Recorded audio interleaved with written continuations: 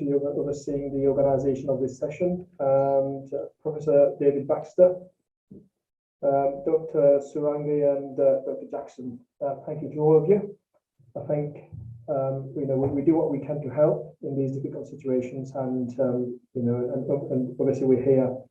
We'd like it to be an open session towards the end in terms of questions and answers. So just to put it into perspective, so we've got three speakers, and you've got your chat that you could actually ask questions with the chat. You could also send questions to your president on the other side, or you could we will give you the opportunities to ask questions directly towards the end.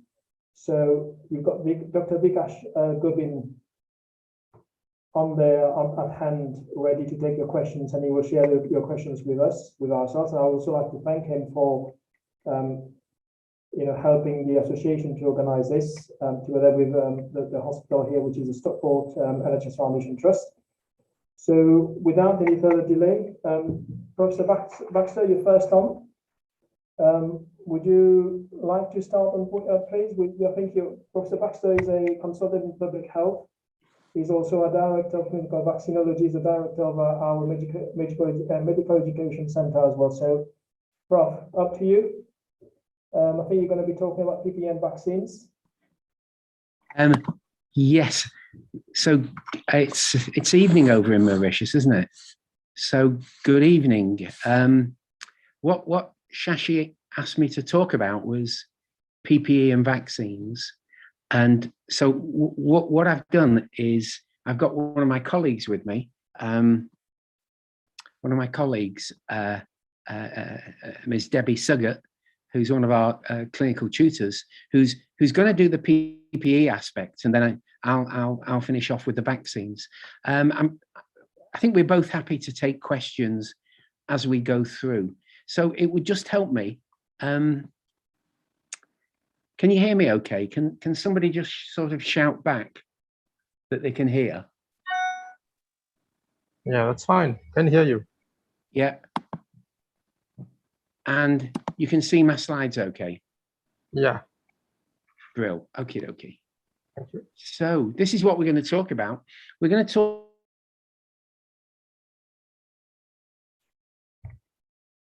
To be honest, I'm not sure. I think some of the things we're going to say are going to be quite relevant to both countries, but some perhaps will be less relevant. Then we're going to talk about the approach to PPE in England, and that's going to be Debbie, Ms. Suggett. And then I'll finish off and talk a little bit about the approach to vaccination in the UK, and possibly there'll be aspects of that I think that may well be relevant to Mauritius. So this is the UK. Briefly just setting the scenes, to be honest. So this is from the World Bank, and this is what we're seeing in the UK currently.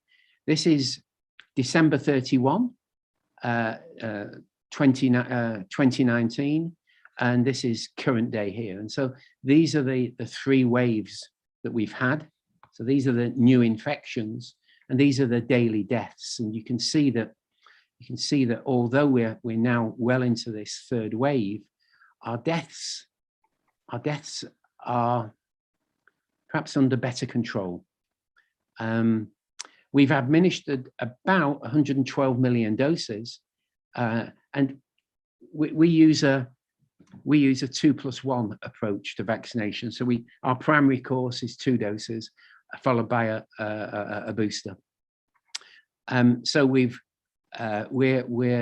well into our booster program, and we've immunized about 90% of our population have had 1 dose. It's about 80% have had 2 doses, and we're gradually moving up into the percentage that have had a 3 dose. So this is our population, approximately 67.8 million, with about 20% of us are 65 and over. So this is Mauritius, and again, forgive me if my data is incorrect or my conclusions are incorrect, but again, we've got the same thing here. We've got December 31, 2019. This is currently, and these are daily deaths, you can see that you're sort of starting. You've had your sort of first wave, and your deaths, unfortunately, are tending to follow this sort of picture. You've administered at least 1.8 million doses, and that's enough to vaccinate about 72% of the population. But having said that, the Ministry of Health in Mauritius that I looked at last night have now started on a third dose program. So I'm assuming you're doing a 2+1 like us, doing a third dose program using and you're using the Johnson & Johnson vaccine.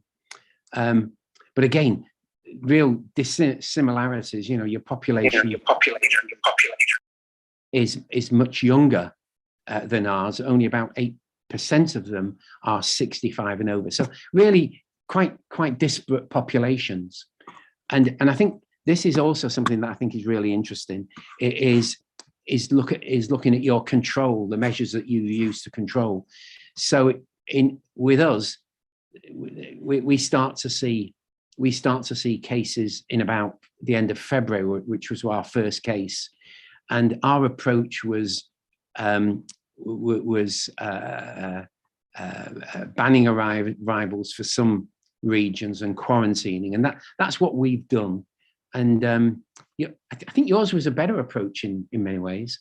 I think you banned arrivals from all regions.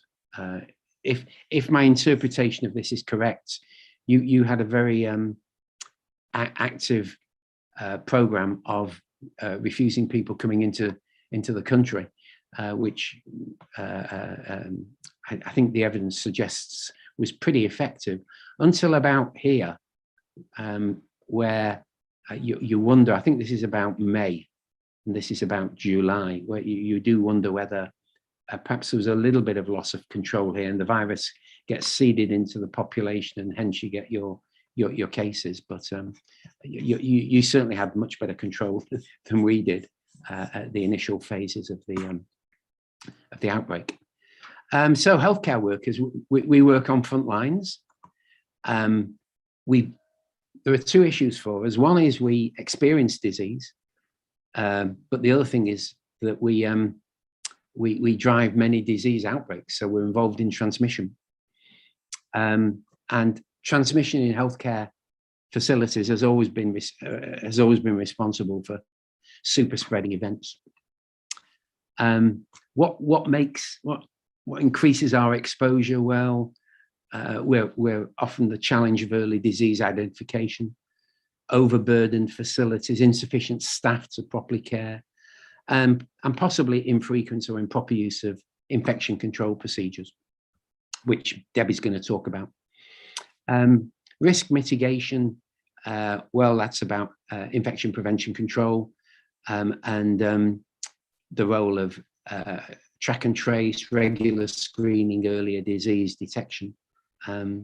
But despite these, there have been steady rates of both healthcare associated infections and health worker infections. And if you look at the impact of IPC failures, well, this first one, I've just taken a few respiratory disease outbreaks and just used it as examples. So this was swine flu in 2009. And if you were a healthcare worker involved with patient care, you were more than twice as likely to get swine flu, which is H1N1, compared with control groups. This is just looking at a part of the UK, which is a country called Wales, which is one of the parts of the UK. And research recently published showed that there have been just over 8,000 cases of patients probably or definitely catching COVID in Welsh hospitals since the start of the pandemic. And data showed that during the first wave, 33% of patients who probably or definitely caught COVID in hospital died within 28 days. Figure fell to 27% in second wave and currently is at 14% for the third wave. So our importance in transmission is shown with this sort of data. But the obverse of that is this. Since as of June 21, since the beginning of the pandemic, 1,500 NHS health and care staff have died of COVID. A dreadfully high figure. SAGE, which is a review committee, has suggested or has recommended renewed emphasis on measures to reduce infection spread in hospital. So ventilation, face masks, and consistently testing. Perhaps nearer Mauritius, this is the Ebola outbreak in West Africa, 2014 to 2016. Excuse me, 28,000 confirmed infections. 3% were in healthcare workers, of whom 531 died. That is just 60%, just dreadful. And if you're a healthcare worker, you are 21 to 30 times more likely to become infected with Ebola than members of the public. So in terms of IPC, over to Debbie. She's going to talk about this, and then I'll talk a little bit about vaccination, and then we'll be finished. Hi, can everyone hear me okay? No. Yeah, we can hear you. Yeah, perfect. So part of what the UK government did over the course of COVID is that we have now all moved into this process of universal masking. So within the NHS and healthcare settings, all staff, all patients and all visitors have to wear masks on entry to these sites. Patients that have got suspected or confirmed respiratory infection are provided with surgical face masks and should be worn if they're in multi-bedded bays and also in any communal areas. If they're in a side room on the bottom left, then they don't have to wear a mask in there as they're on their own unless someone else enters or the door room remains open. And then from an environmental contamination point of view is we put our patients, if they're not on oxygen, in face masks to transfer them around the hospital, because if they're coughing, then we're going to get environmental contamination. So this is where we're working to currently at the moment. When we're thinking about bringing patients into hospital that are fit and well and coming for elective procedures, then if they're going in for minor surgery, so like cystoscopies, then they will do a PCR test 3 days before. And we do that here on site for two reasons. Well, a few reasons is our staff are well trained and we know that they're going to do it accurately. It also means that we know that that test has come from that patient that will arrive in hospital for that surgery. So they'll come here, have a test, and then they go home to isolate. Now they're asked when they're at home and isolating that if they share a house with someone that goes to work, that they should wear face masks in that house and socially distance where possible. And then for major surgery, they do 2 weeks isolation before surgery. And that's the same rules that if they live with someone who leaves, that they socially distance within the house. And they come and PCR test 3 days before, just as the minor surgery group do. They come to the hospital, to the back of our outpatients, and they have it done by the pre-op team so that we know that swab is from that patient and it's a good sample. And then once we're in hospital, so we split our PPE into two categories. We have droplet PPE or level 2, and we have aerosol generating PPE or level 3. So all PPE includes face masks. We have disposable aprons for staff to be worn to cover their uniform and protect their uniform for each patient, and gloves to be worn, which we stick by the WHO guidelines. So if they're going to have contact with body fluids or mucous membranes, then we wear gloves and wash hands and change after each patient, and they're not required for administrative tasks currently. And then we wear eye protection if required. So if we're going to get contamination to the eyes or face, then eye protection is advised. So these are for all droplet PPE. For our aerosol generating procedures, then the key differences are that we will wear a fluid resistant gown, so more than an apron, And instead of a surgical face mask, then we go into FFP3 masks.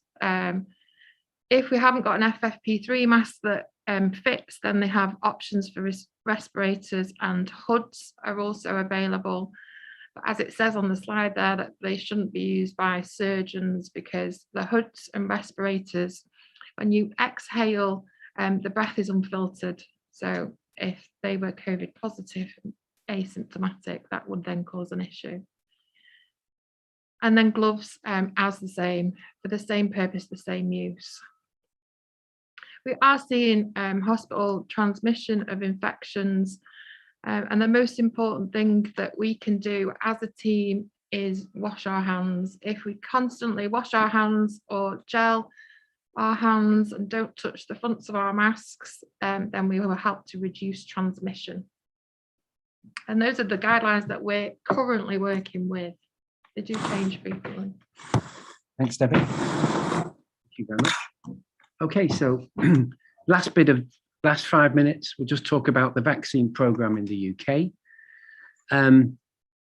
Now, in terms of background, we started off with the Wuhan ancestral strain. Probably, I think the first case identified was about February the 25th or something like that. We then evolved into the alpha strain, then the beta strain, and currently we're experiencing transmission with the Delta strain.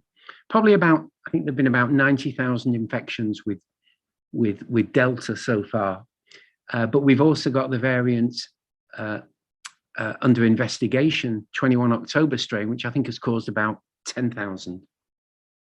So that's the sort of background. And the vaccines we use have slightly different efficacies against these different variants. We use an age and risk-based approach to our vaccine program.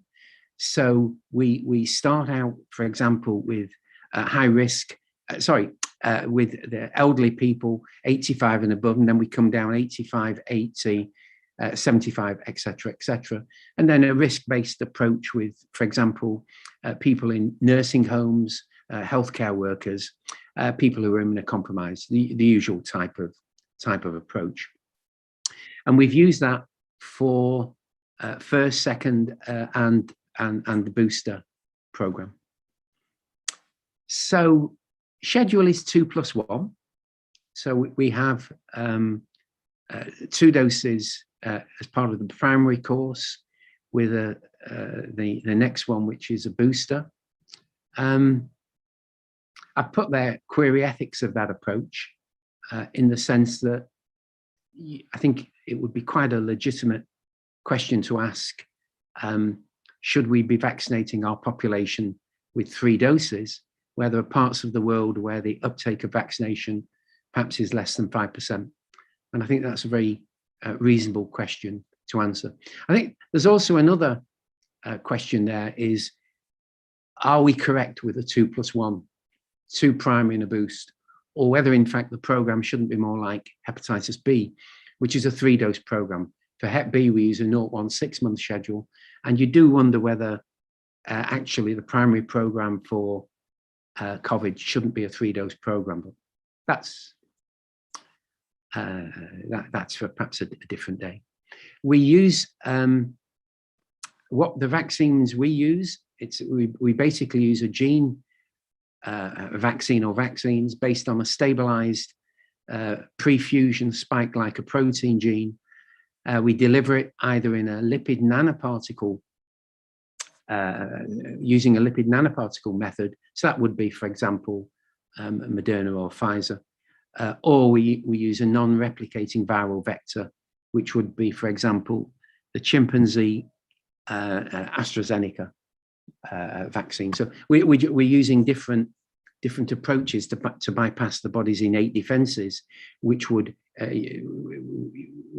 precludes using, say, raw RNA or DNA. I think the other problem we have is we don't have any immunological correlates of immunity. What challenges have we experienced? Well, vaccine hesitancy is definitely an issue. Whether you want to call it anti-vaccine pro-choice or vaccine hesitancy, but I think definition-wise, there are differences between the three of them, but to some extent, there's quite a commonality between them. And depending on age, possibly 10–15% of our population may be vaccine hesitant. The child program, we're currently running a child program 12 to 15. And in my own area, which is 300,000 people, our uptake amongst children is about 40%. And we've not been able to get it any higher than that. I guess other challenges are what's the duration of protection? Now, one of the problems is without any immunological correlates, very difficult to actually say what that is. And usually we would go with antibody-mediated immunological correlates, but what about cytotoxic T cells? What about T helper cells? And again, it's given that we only identified the genome in about January last year, to have got to a stage where we've got probably 6 or 7 licensed vaccines throughout the world is just remarkable. But it does mean that there are questions that still need answering. And then again, do you use a homologous or heterologous vaccine approach with your booster? Do you do a sort of mix and match? Do you do AZ with Pfizer? In your case, do you do a whole virus vaccine with and follow it with a gene vaccine? So I think those are issues that we're trying to come up with, and I'm sure we're going to come up with answers. We're, for example, in Stockport involved in a COV boost study where we're looking at boosters after Pfizer or AstraZeneca. So people are doing the studies, but we don't have results at the moment. So we use Covishield, which is what you use in Mauritius. Did have some initial concerns about the cerebral sinus venous thrombosis problem, but it's proved to be a pretty good vaccine with reasonably good efficacy against different variants, perhaps a bit less with Delta than with Alpha. It's a non-replicating viral vector using a chimpanzee adenovirus, and it's produced in Serum Institute of India. We use Pfizer, which is an mRNA vaccine using a lipid nanoparticle, as is Mrna. So those are the three that we are principally using. You use, or you have used, a Covaxin, which is a whole virus inactivated vaccine. And if you look at the efficacy in trials, the efficacy in trials is pretty reasonable with the inactivated vaccines, which is what you'd expect. And you've also used Sinopharm, again, whole virus inactivated, with pretty reasonable efficacy in initial trials. You've also using Covishield, and for your, as I say, I think you're using a 2+1 like we are, and the evidence suggests that you do need a booster, particularly in at-risk groups, including the elderly. The evidence suggests that the Johnson & Johnson Adeno is a really good vaccine, and so your 2+1 should work well. But given that this virus is going to be here for as long as human beings are around, presumably, you know, we're going to have to look at what we do in the future. Are we going to go down the influenza route and be offering an annual vaccine, or what are we going to be doing? Will we be offering a multivalent vaccine like we do with flu? Flu is made up of 4 viruses, or the hemagglutinins of 4 viruses, and you know, are we going to be doing the same with COVID in the next few years? So that's it. We've finished on time. I'm hoping that's okay. Debbie's here with me. So I don't know if you want to take any questions now or what you want to do, but Well, I've got a question on behalf of the audience for you, and they've got one here says, if they are undertaking an AGP procedure do they still need to wear goggles, both goggles and face shields? Yeah, goggles or face shields are part of our standard protection for AGPs. The question that they have is, do they still need to wear both? So a goggle and a face shield as well? Oh, no, either or. Either or? Yeah. Okay, either or. Okay, is that, I hope that's clear. Okay. Any other questions, please?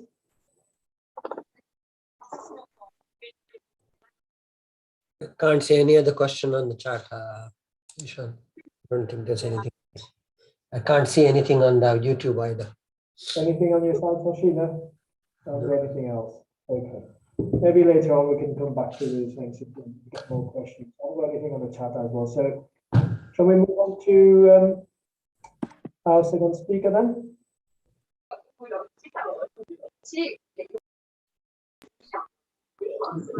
Let's go. Neela. Ishan, Yeah. Ishan, I'm listening to it. That's very well. Thank you for this forum. I'm asking about where you mentioned that we're going to live with long life. The virus is going to be with us.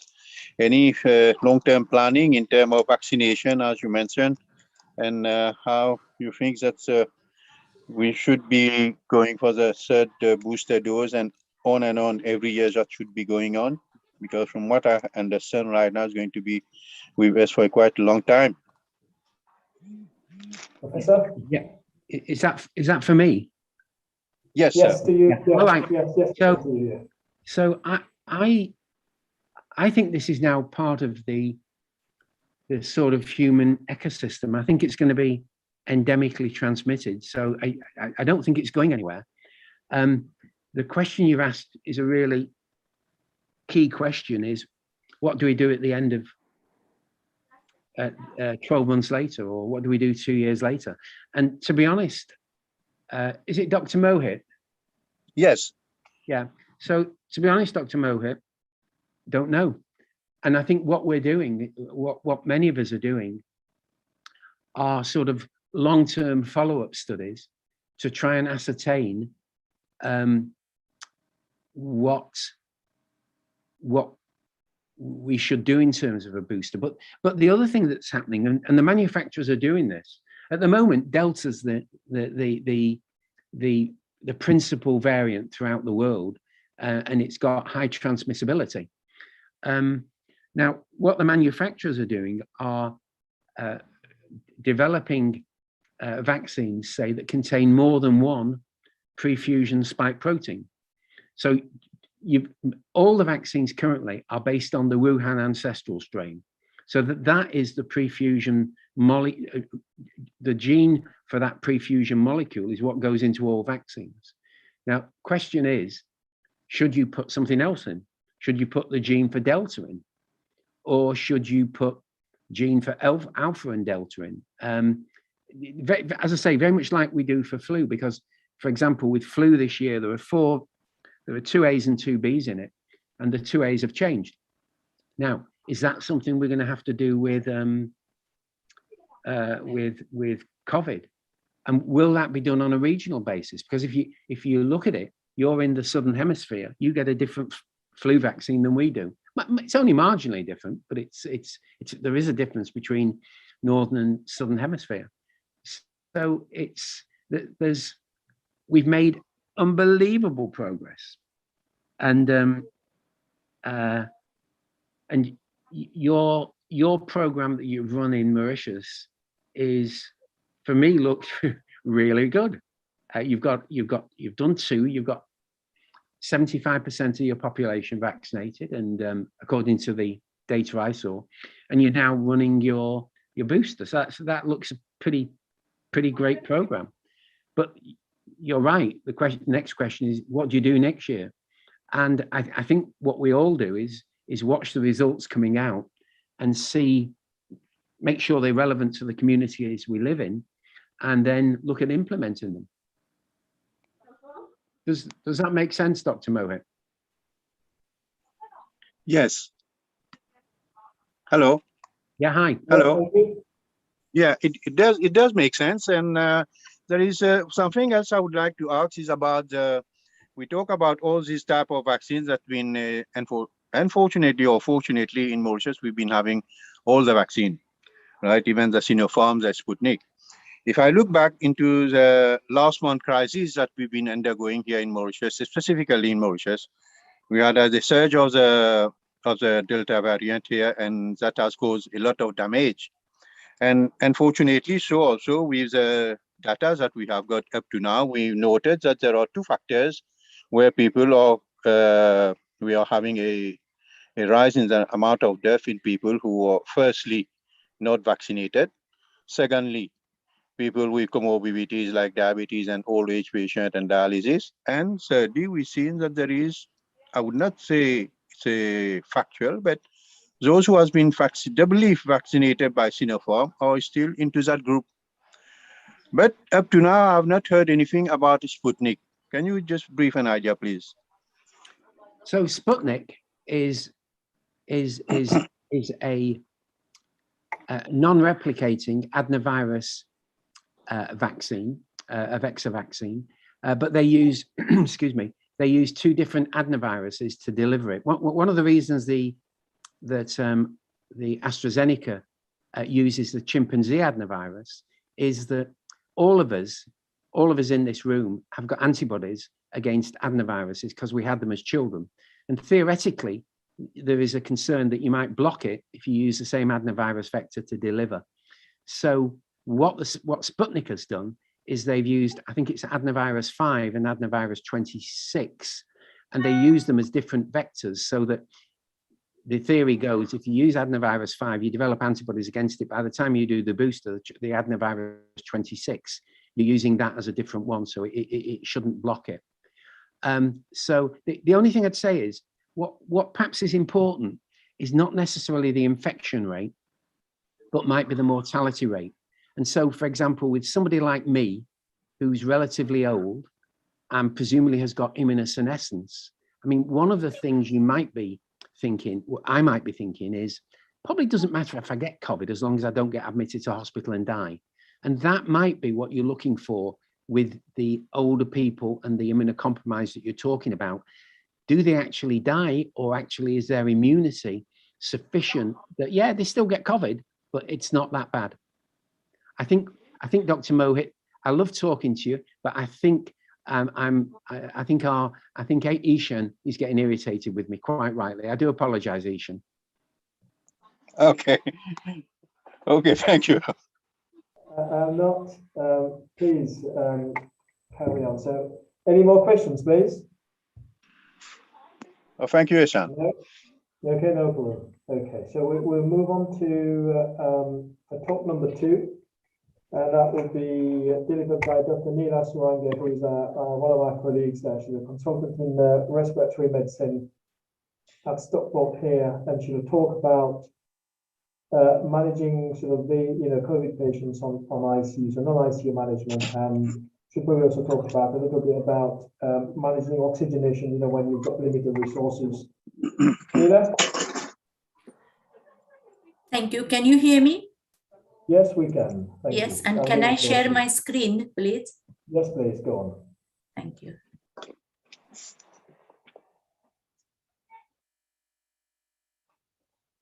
Can you see this? Yes.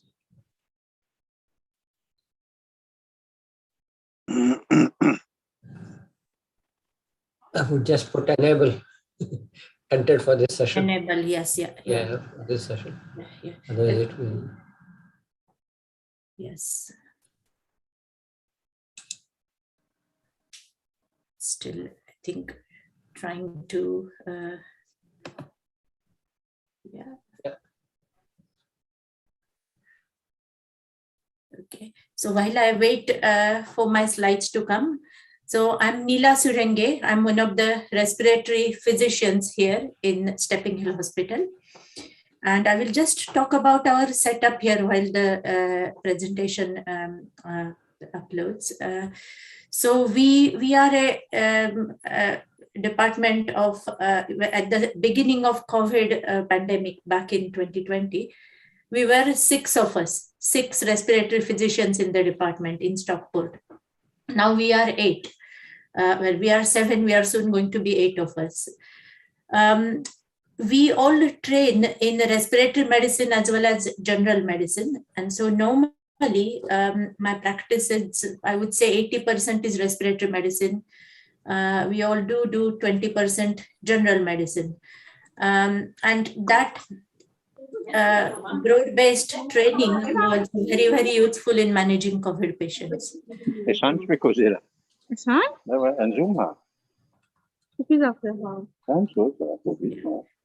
I don't seem to have much luck okay, with the slides. Okay.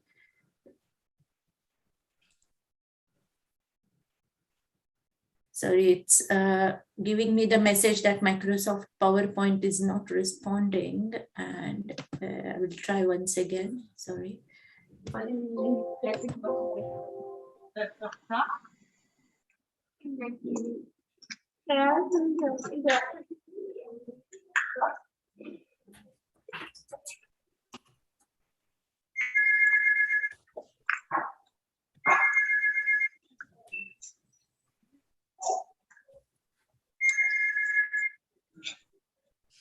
Neela, can you email me your presentation? Yes, I will do. Yeah, just give me a minute. And Sorry about that, guys. sorry about that.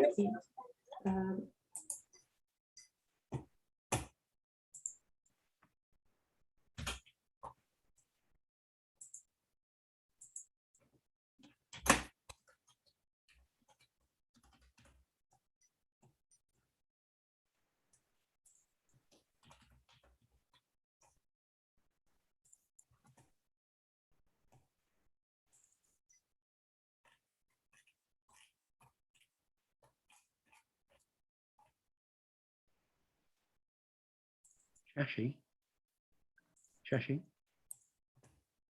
You hear me?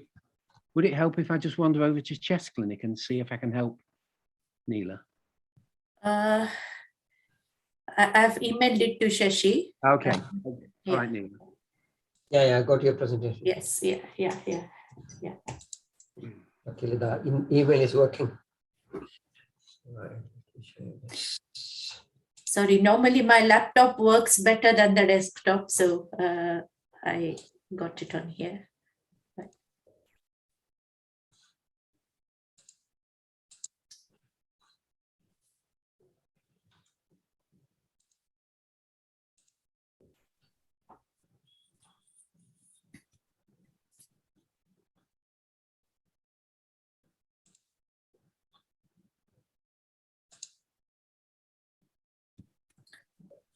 So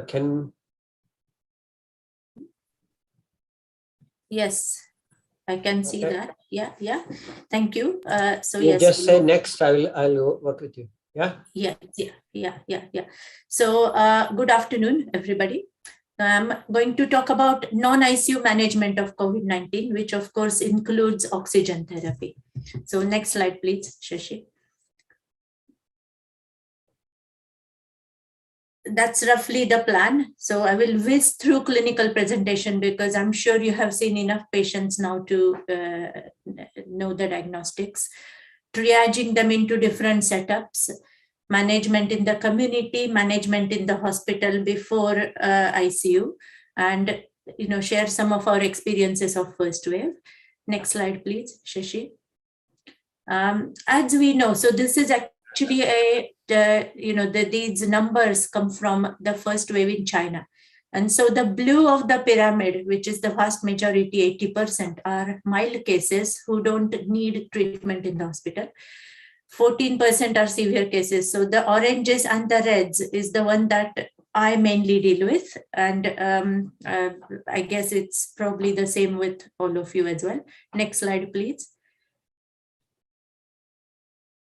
And thank you. We all know the common symptoms of COVID. the red box, which are similar to any viral upper respiratory tract infection. Less common symptoms are nausea, vomiting, sputum production. So most of the patients, even when they have COVID pneumonia, they don't produce sputum. Cough and breathlessness are prominent symptoms. Again, everybody doesn't become breathless, but when they do, it is worrying. And so breathlessness is the red flag symptom here.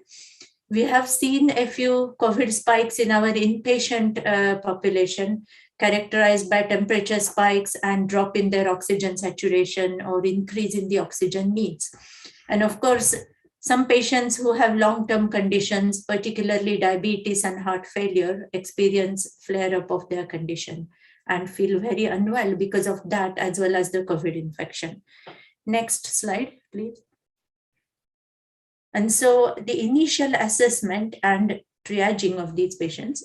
So we have patient with one of these symptoms. The NEWS2 score, as it is called here in UK, is the physiological parameters. So respiratory rate, oxygen saturation, pulse, blood pressure, and temperature.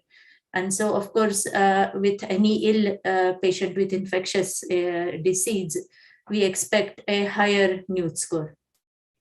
Of all the physiological parameters, oxygen saturation, of course, is the most important because that defines respiratory failure, that diagnoses the more serious patients who have developed pneumonitis with COVID. And that also, many of our treatments actually are guided by oxygen saturation and how much oxygen they need. All of you probably have seen some patients with happy hypoxia.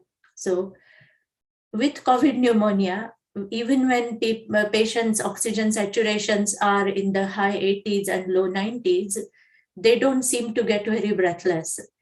Whereas, as we know, with other pneumonias, patients become very breathless, their work of breathing is very high.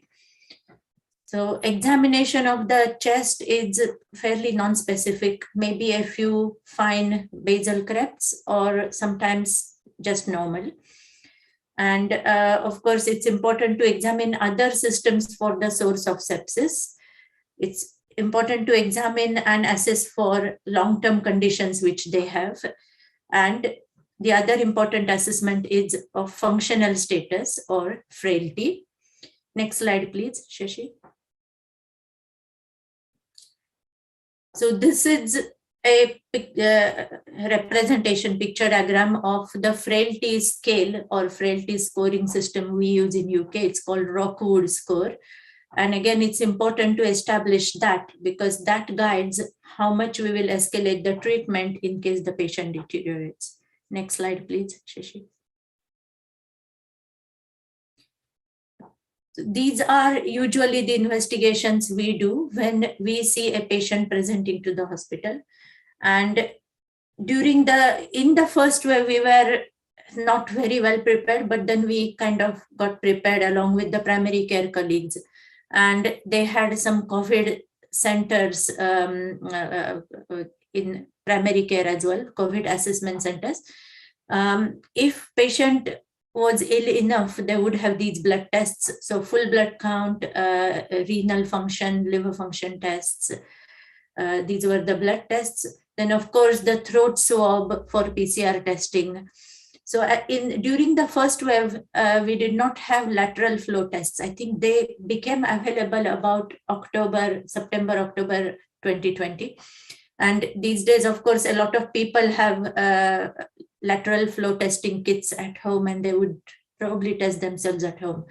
But again, we still, if they test positive on lateral flow or antigen test, we still confirm it with a PCR.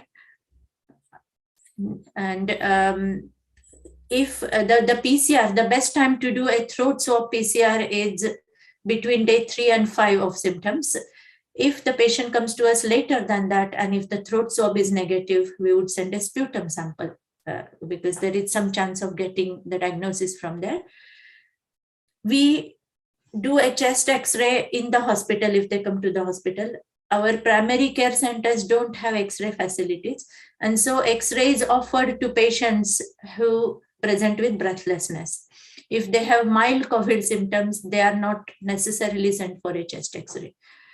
And then, of course, if they have other diseases, other comorbidities, we would request other tests, examples being blood sugar level in diabetics, or if patient has heart failure, patient is in heart failure, we may check for the biomarker for that. Next slide, please. Shishi. Yeah, next one. Thank you. And so the diagnosis many times, it's typical history and X-ray changes in a patient presenting with breathlessness. Sometimes, we have seen patients who did not have typical X-ray changes, and if they presented a bit later, the swabs were also not positive. So we only do CT scan of thorax in these patients where clinical suspicion is high, but we are actually not getting confirmation from X-ray or throat swab, and especially if their condition is worsening. So next slide, please, Shashi. These are some typical X-rays seen in COVID patients. So in patients who are breathless and require hospitalization, majority will have abnormal X-rays. And the changes on chest X-ray are most florid, most extensive between 8 and 12 days after their symptom onset. Next slide, please. So that's the protocol for doing CT scan that we follow, and which is difficult for all of you to read. But as I said, if we have very high clinical suspicion, but X-ray is normal, repeated, well, couple of X-rays are normal, throat swabs are normal, then we may do a CT scan to make a diagnosis of not only COVID, but what else is causing them respiratory failure. Next slide, please, Shashi. And again, this is an example of some of the typical CT changes we see. Next slide, please.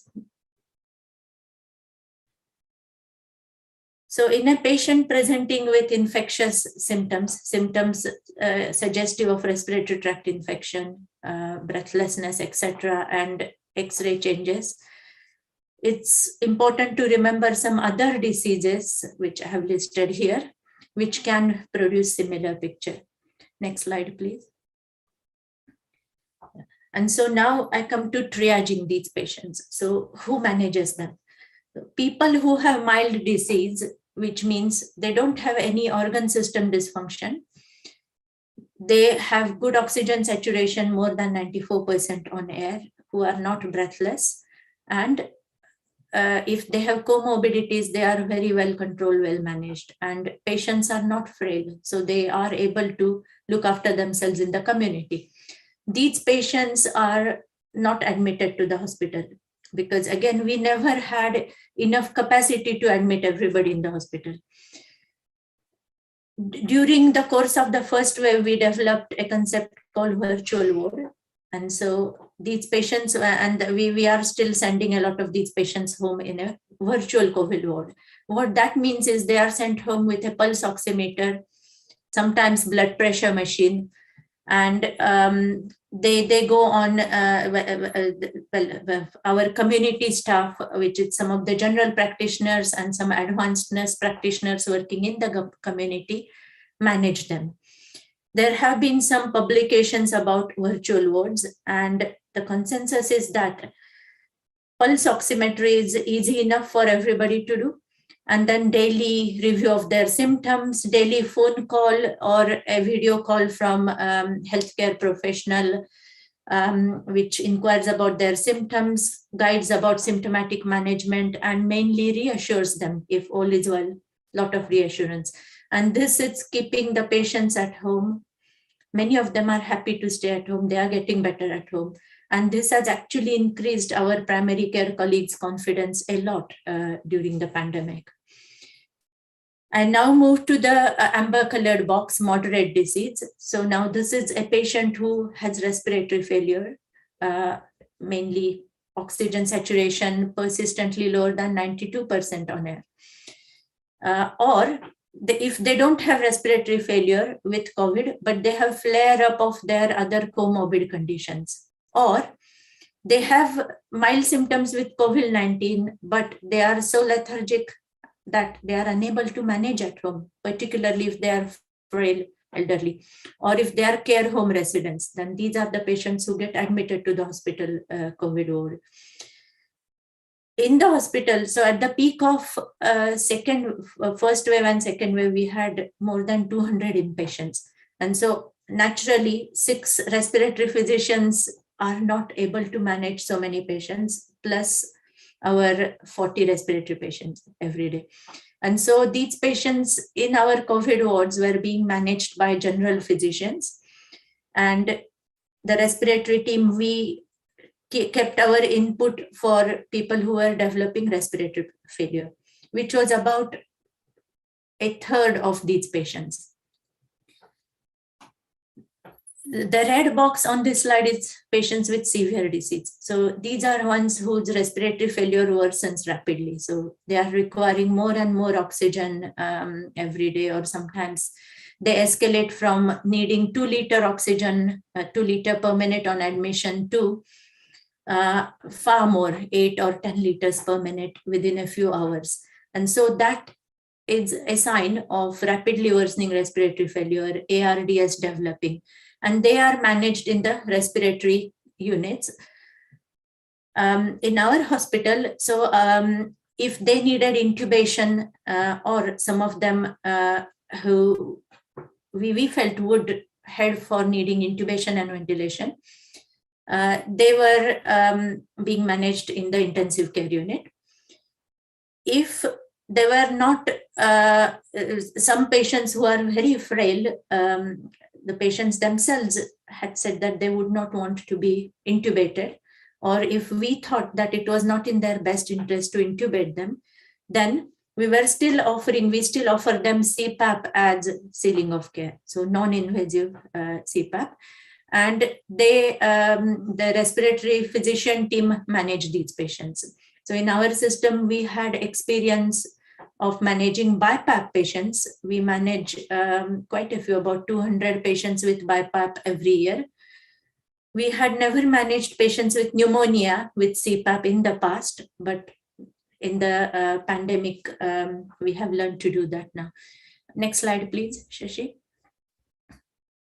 And so, we are now talking about management in the community. So, of course, they are advised to isolate themselves from other family members. I spoke about home monitoring, symptomatic treatment. So paracetamol, some of them may need even NSAIDs for fever and body ache. Cough mixtures, because cough is a very troublesome, very annoying dry cough. That's the problem, which doesn't let them sleep well either. Supportive treatment, of course, very important, hydration, rest, monitoring of comorbidities, lot of reassurance if their oxygen levels are stable. And then, of course, some drugs are useful in this situation. Next slide, please. So which drugs shall we use if patient has mild disease and is being treated at home? And so there was a trial, principal trial done in primary care in UK. And they prescribed these patients inhaled budesonide, which is an inhaled corticosteroid. And they found that the time to recovery was better in the cohort using budesonide. They were doing this trial, and I think vaccination also started the same time. So they, though they saw some signal for mortality improvement, it did not reach statistical significance. They could never reach the number required in the new situation. So, but then that improves time to recovery in mild cases. Now, recently, this month actually, our UK drug agency approved an antiviral molnupiravir. Again, reduction in hospitalization and deaths if it is given within the 5 days of symptom onset. Because it is such a new treatment, of course, we don't have any practical experience with it as yet. And this has not been published, but it was a press release from the company. Next slide, please. So next, I will talk about management in the hospital, if we admit them in the hospital. Next slide, please, Shashi. So these are patients with moderate disease. Many of them require some oxygen therapy. So at the beginning of first wave, of course, we did not know what will work. We were only giving them supportive treatment.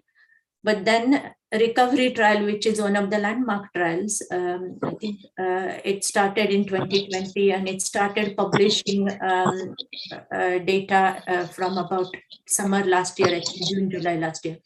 So what came out quite quickly from recovery was that there was no benefit from aspirin, azithromycin, colchicine, convalescent plasma, hydroxychloroquine, or the antiretroviral, anti-HIV antiviral combination. But later in the year, came out data that there was mortality benefit if they were given dexamethasone or tocilizumab. And most recently, they have found benefit with monoclonal antibody combination. These trials were done in hospitalized patients. So of course, mortality reduction was the primary endpoint and REMAP-CAP was actually an ongoing trial in ICU patients with pneumonia. And so they started taking COVID patients on the trial as well. All the recovery trial results are published in Lancet, various publications. I could not list all of them. Next slide, please.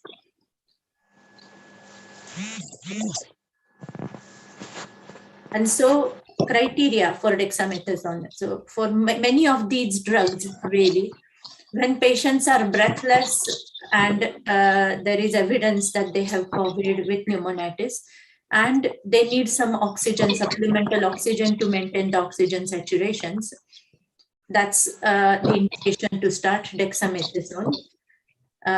Or if it's not available, or if there is other steroids preferred, then hydrocortisone and prednisolone would do the same job. Next slide, please. Remdesivir is an antiviral, and it's licensed and kind of recommended in some patients with COVID pneumonitis.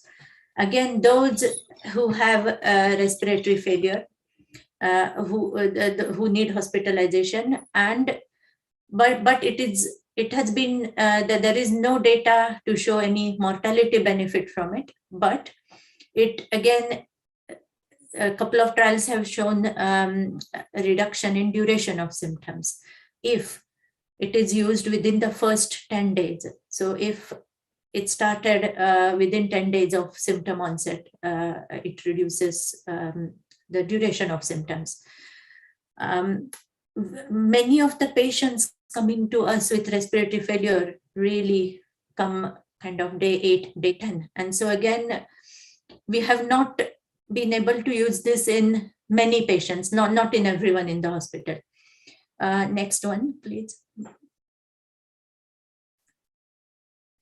The other treatment that reduces mortality is the IL-6 inhibitors, tocilizumab and sarilumab. And again, it's used in patients with severe pneumonitis. So if they need more than, we are actually using it if patients' oxygen requirements are escalating and they go on to need more than 28% oxygen, especially if they have high CRP. Rising oxygen requirements, and it's used within the first 24 to 48 hours of developing worsening respiratory failure. Next one, please. So monoclonal antibody combination again was recently approved, and it is to be used in seronegative patients, so patients who don't have COVID antibodies. Again, the trials showed mortality benefit, but they were done before the population was vaccinated. So now that, as Dr. Baxter said, 80-90% of our population is vaccinated, we are not sure how, well, we don't think we are going to use this in many of our inpatients. Next slide, please. So next is oxygen therapy in COVID. Again, with so many patients coming in, many hospitals in the UK faced problems with oxygen supplies. And the NHS actually released an alert for everybody to optimize the use of oxygen. Next slide, please.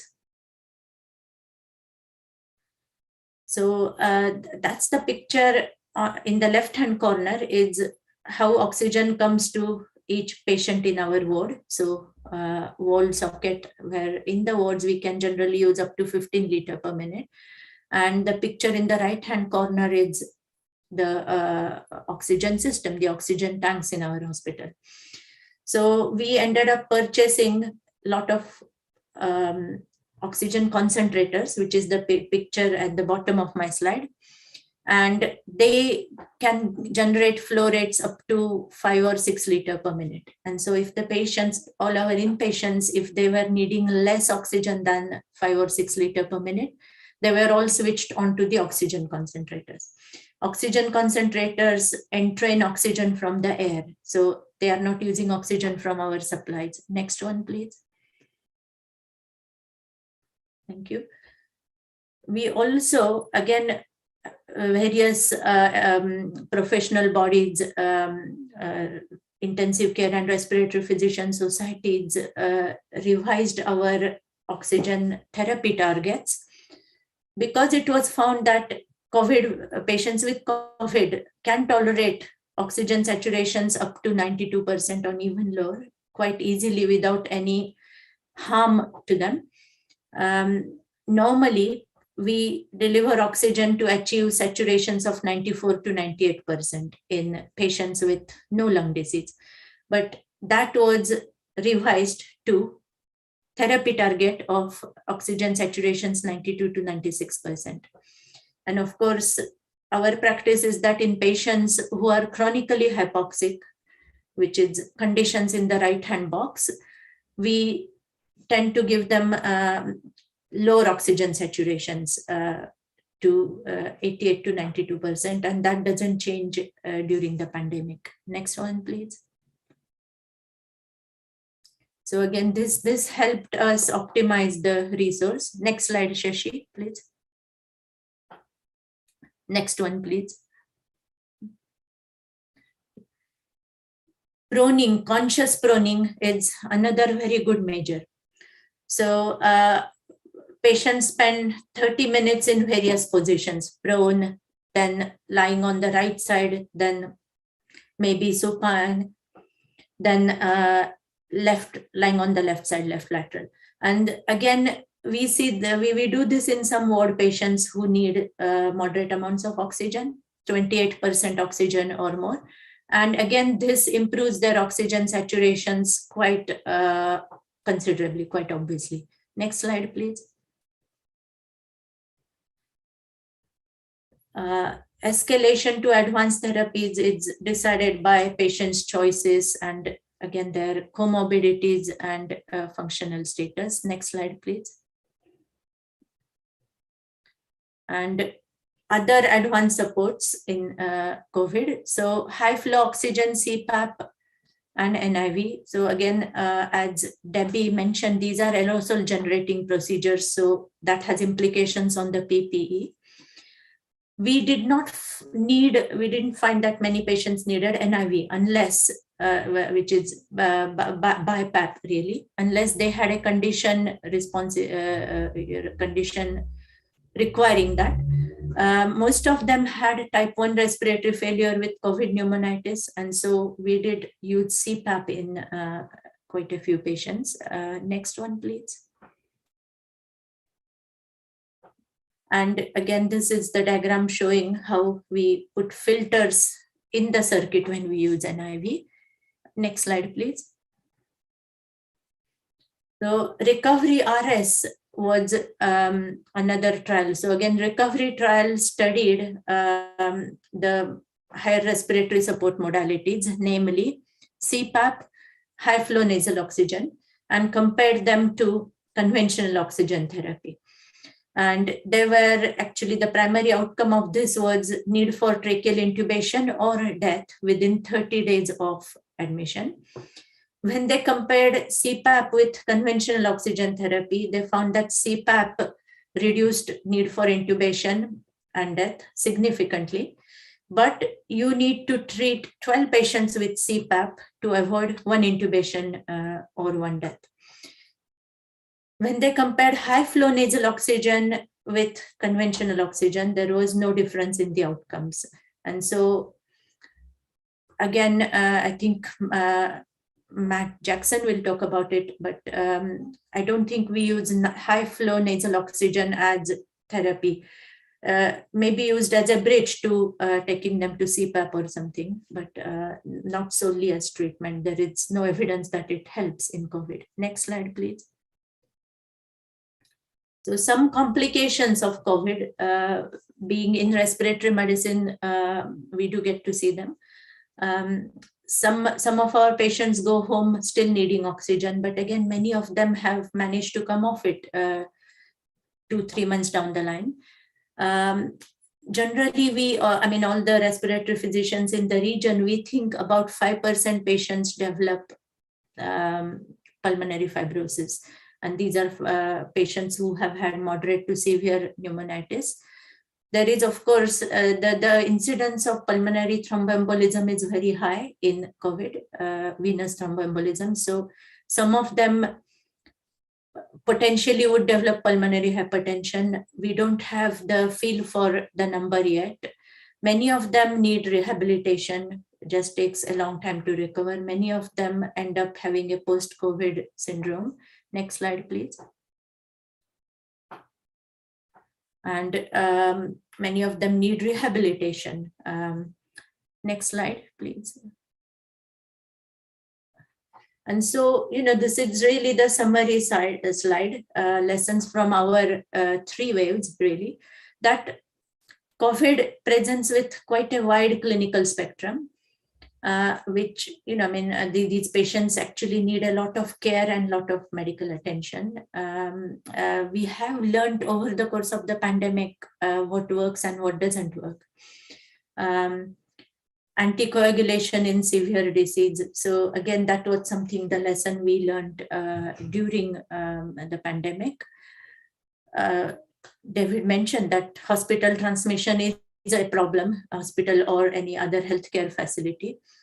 Cpap, I said that high flow nasal oxygen doesn't work. Cpap works, but it's not brilliant. It is very unpleasant, and the tolerance to Cpap is very poor, particularly in frail patients. And those are the ones that we manage mainly. We have seen patients, vaccinated people coming with COVID pneumonitis. And I suppose when we see them in enough number, we will know if the disease is milder in them. And so, we had quite a strict lockdown back in 2020, even early 21. And life is back to normal now. But again, there is a case probably for some caution before doing everything normally. And that's me done. Thank you. Thank you, Nina. Thanks very much for this very comprehensive talk. Do we have any questions on this topic, please? Ashley, have you got anything? Ishan, there's a question on myocarditis and mRNA vaccine, if you want to ask David, because he's due to go for another talk, ask that question. No. It's in the chat from the YouTube. I think the relation.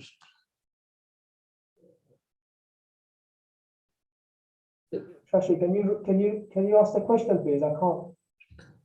Some vaccines are associated with myocarditis, including the mRNA, Okay. and recently reported a positive Was association. that to David? Shashi, Yeah. was that to David? Yeah. Is David still here? Yeah, because he needs to go. He has got another talk. That's why I thought I'll finish that question before he goes. Yeah, okay, I am still here, Ishan. Are you still here? Thank you. I didn't hear the David, there is a question. question about mRNA vaccine and myocarditis. You want to take that first, and then we'll ask the question to Neela. Probably take question for Neela and Matt together, shall we, at the end? So it has been described, usually in younger males who are having an mRNA vaccine. It generally has a benign outcome, as far as I'm aware. I've got no personal experience of anybody that we've been involved in vaccinating having it, but as I say, that's the good prognosis, benign males, usually under the age of about 25, and it is associated with, say, Mrna or Pfizer or something like that. I've had one case I'm dealing with at the moment, and the question was, this was somebody who had developed myocarditis previously, and what would you do about vaccinating them? And the cardiologist I liaised with said basically, just go ahead unless they've got any evidence of existing myocardial damage, in which case, if there's anything like that, assess them and then make a decision as to what to do.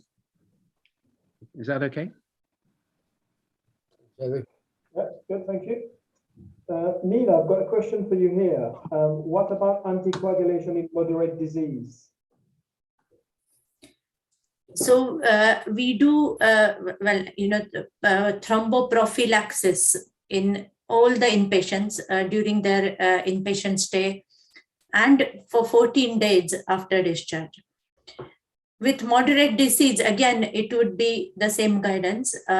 For some patients who are particularly high risk, so we had a risk stratification model, and I think high risk, which will be some comorbidities, reduced mobility generally, and moderate disease, it was recommended that they get, again, thromboprophylaxis, but at enhanced dose. And so the dose they were getting was somewhere between our prophylactic dose and therapeutic dose. Okay, thank you. Got that answered the question. Shashi, have you got any more questions on your side? Hi, yes, Ishan. Oh yes, I've got one here. So how common are happy hypoxics? They are common. And again, I believe, yes, it happens in the community. So I have heard anecdotes from at least 4 or 5 friends that their oxygen saturations, they were monitoring at home, oxygen saturations 88%, but they felt fine. And they got better without coming to hospital. Which is difficult to believe, isn't it? That, I also remember a few of the ones we had to intubate during the first wave, because it was just new experience for all of us.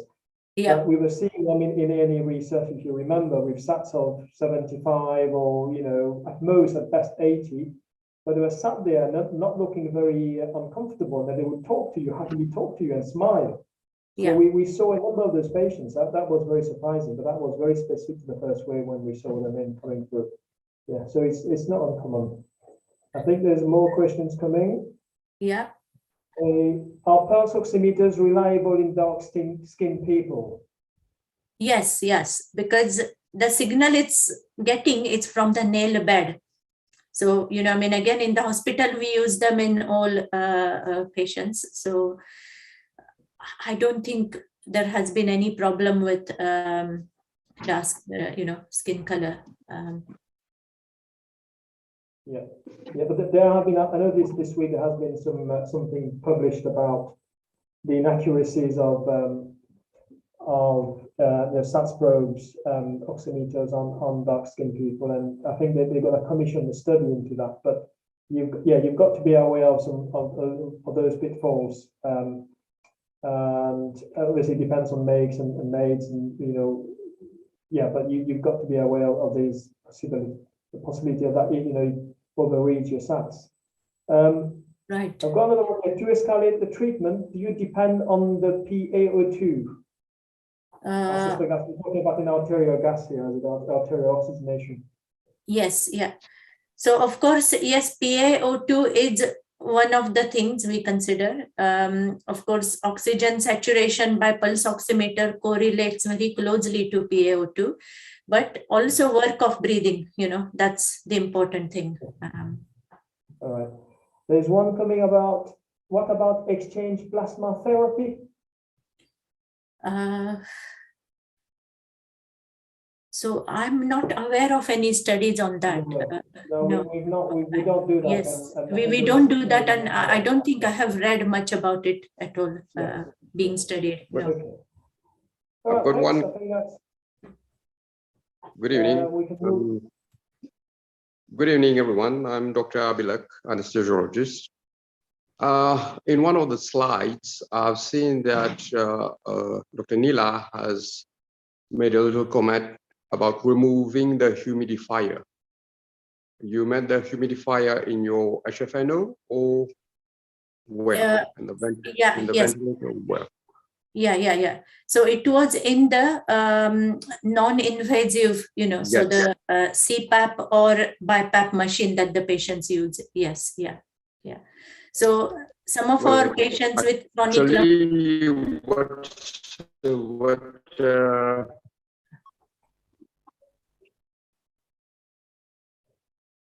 So we've lost him. Yeah. Hello? Hello, Okay, yes.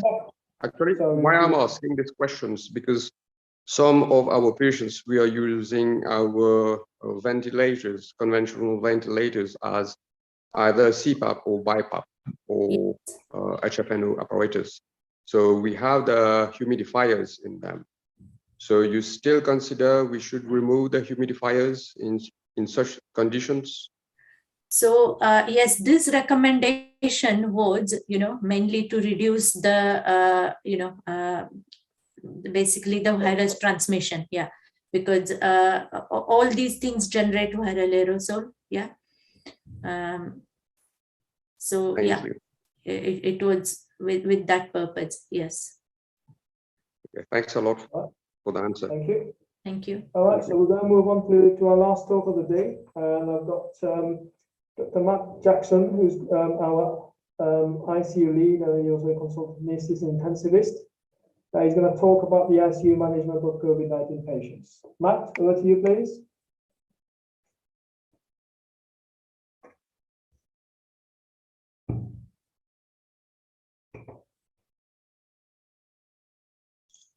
Okay, can you see my slides and can you hear me speak? Yes, we can. Yes, Matt. Excellent. So my name is Matthew Jackson. I'm ICU and anaesthesia consultant. Recently become the director of critical care at Stockport. My experience of pandemics sort of starts back in 2009 with swine flu, when I was a junior doctor. We had a bit of training about PPE, putting it on and off, and in retrospect, that was quite poor and not to the standards that Debbie Suggett told us about earlier on in the session. We had about twice the normal number of patients we would normally have. We stopped some of the elective surgical work, and that kind of ended up being the pattern that we followed for influenza for the next few years. In 2014 and 2015, I got involved in a research project into novel treatments for Ebola. So went and visited Liberia and then latterly Sierra Leone in 2014 and 2015. Initially working as part of the research team, delivering the trial in Liberia, and then setting up a second arm of the trial in Sierra Leone. And then, as is true probably for most doctors across the whole world now, I've been a COVID doctor since early 2020, and I've been heavily involved in preparation at a trust-wide level and particularly on a critical care level.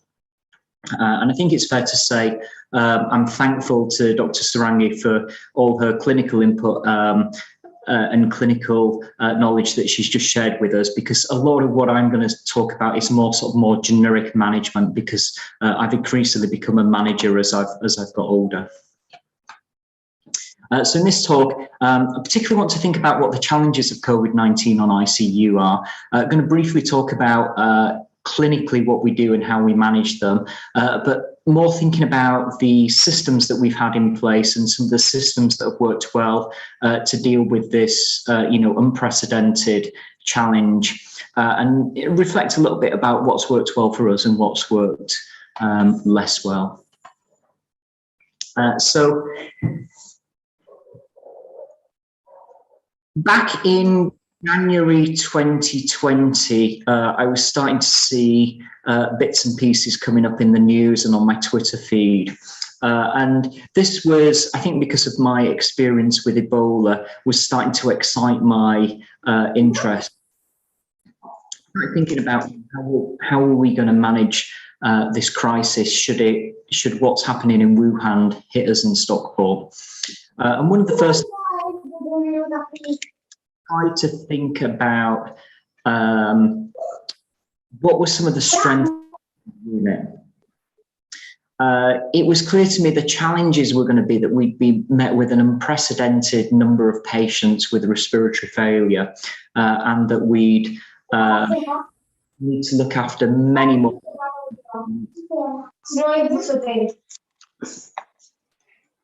Is it possible if everyone could just go on mute while I'm talking? Thanks. So one of the strengths we had was, we knew we were going to need to lean on other areas of the hospital to volunteer some staff. And we've got quite a lot of junior medical staff that rotate through our unit, and quite a lot of junior nurses that rotate through our unit as well. So we're quite used to seeing new faces, and we've got quite a streamlined program for getting them kind of up to speed within sort of a few weeks to a month. Our ICU is predominantly staffed by people from an anaesthetic background, so we've had really good relationships with theatre and surgical staff, and ultimately we ended up leaning a lot on the theatre and surgical staff to give us support when we were looking after 4 or 5 times the number of patients that we normally look after, and indeed Eshan, who's one of our shining stars in general anaesthesia, came to help us and became an honorary intensivist for 6 to 9 months.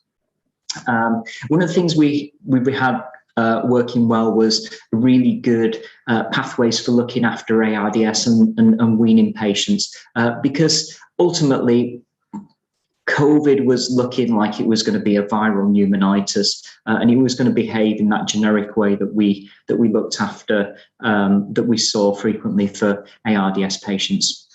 We had good handover processes, so we were able to communicate information well between day shifts, night shifts, day to day, between weekdays and weekends, and that was going to become something that I thought was going to need to be strengthened, but we had a good process there in place, and then we work really well as a team, doctors with the nurses, and then the advanced allied health professionals, so particularly the physiotherapy staff and pharmacy staff that come onto the unit. So we've got a nice, good multidisciplinary working. So I thought these were all going to be strengths for what I foresaw the problems were going to be when COVID hit us. So COVID hit us probably around end of February, beginning of March. I intubated the first patient when I was covering a night, and we were just in the middle of our preparations. We normally ventilate at the most about 6 patients. At the peak of our first and second and third waves, we ventilated 25 patients. So, you know, we've been able to step up the number of patients we ventilate fourfold at various times over the last 24 months.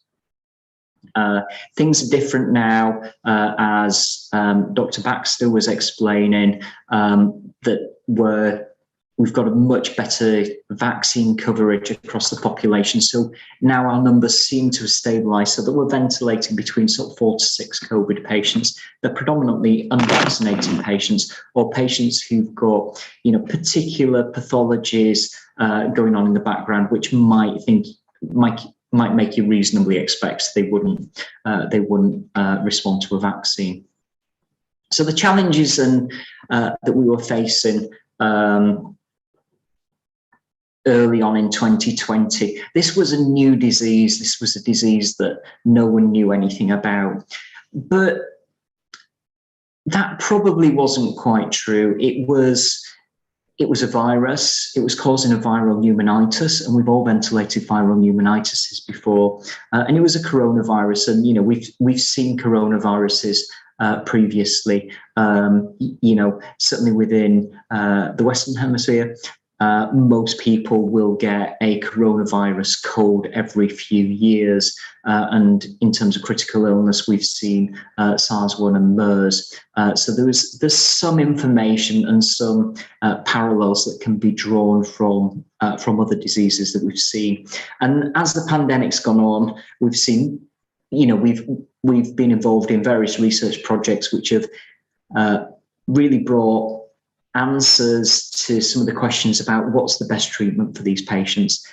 You know, we're only 2 years in. There is still a lot of unknowns about, and we've sort of alluded to some of those unknowns earlier on in previous sessions. But there's a lot of information, a lot of experience that we've got, and I guess this session is about sharing experience. One of the big challenges that we were going to see, and I think, you know, as in February 2020, as we looked to Italy, we saw Italy crumbling and collapsing under the sheer numbers of patients who were presenting to their hospitals. And, you know, that really instilled a real sense of fear in us. So we knew that we were going to have high numbers. But one of the things that sort of heartened me was they were all going to be a very similar presentation. It was a similar disease process. So normally as an intensive care doctor, I'm used to seeing an unselected take, but these were going to be all patients with the same disease process going on. And there was something there that made me think that we could standardize the way that we were going to manage them. Predicting these high numbers of people that were going to be patients that were going to come, we knew that we were going to have to lean on other people. And, you know, ultimately the solution was a crash training course in intensive care, pretty much based around what we do for some of the junior doctors that rotate onto our unit for three or 4 month placements. We knew that there were going to be staff working in different ways and feeling challenged. So one of the things that we were able to do internally was get some extra money to provide some funding to promote various people, just to provide extra senior support within it. We had limited equipment. We were particularly initially concerned that we didn't have enough hemofilters. We had quite a lot of ventilators. We were worried that we didn't have enough syringe drivers. And so we found the money through various means to buy extra equipment. It was a rapidly changing situation, and the guidance that was coming out was changing on a weekly, sometimes daily basis. And this is, you know, where we really had to lean on our established good handover procedures and using that not just for clinical information about, you know, individual patients, but also communicating operational concerns and new pieces of information about how we were working. Early on in the pandemic, you know, what we were going through was what many other hospitals across the globe were going through. Everyone wanted to order the same things. Everyone wanted to order hemofilters. Everyone wanted to order syringe drivers. Everyone was ordering the same sedative and drugs, relaxant drugs, vasopressors. So we increasingly needed to recognize that, you know, the usual thing that we used wasn't going to be available. So we had to rely on alternative solutions. And as is the case in any sort of novel situation, there were lots of what I've termed impractical ideas that came forward. So ideas that, you know, one or two people have spent a lot of time thinking about, but when you just thought about how are we going to be able to make this scale up for the sort of numbers of patients we were expecting, it just didn't seem like it was going to be used. So ultimately, you know, we had to say to those people, sorry, but we're going to just have to ignore this idea because it's not going to help us. So, having thought a little bit about what the challenges we foresaw were and what some of the solutions we thought about or came up with, just want to go through what the typical COVID patient looks like in my eyes. And this is, you know, this is now with almost 2 years of experience. So we tend to get called in critical care around day 10. So now that testing is widespread in the UK, we normally know that the patient's COVID positive. They present to hospital and they feel unwell, or they've presented as part of the virtual wards that Neela was explaining to us earlier. The ones that are coming to us have got high oxygen requirements. And the thing that we found unnerving throughout the whole pandemic is even though you look at the numbers and the numbers look awful, often sort of if you didn't know what the numbers look like, the patients look quite well. You know, even in spite of saturations of 85% on sort of a 15-litre non-rebreathe mask, they actually look quite well. They're not looking obviously breathless. They're not complaining that they're struggling to breathe. Our experience has been that the deterioration in these patients is actually quite slow. So we were initially worried that these patients were going to just crash and burn as we, you know, as probably we're more used to dealing with emergency surgical patients or septic patients. But actually the deterioration that we've seen in the vast majority of COVID patients has been just this slow deterioration over a period of 12, 24, 36 hours and just increasing oxygen requirements.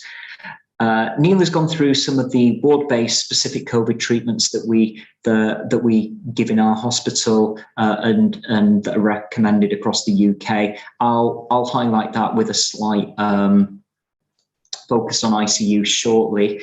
But I think, you know, in addition to sort of some of the specific treatments that we're thinking about, we're just thinking about also giving the patients just high quality standard care. So doing what we've always done for patients and doing it well. By the time that Neela's colleagues are referring patients to us, they're on the maximum amount level of oxygen that can be delivered on a ward. The recommendations are to give Cpap, and as Neela was saying earlier on, Cpap is really poorly tolerated. It's a tight-fitting mask. It's high flow rates going into the patients. They really struggle with it.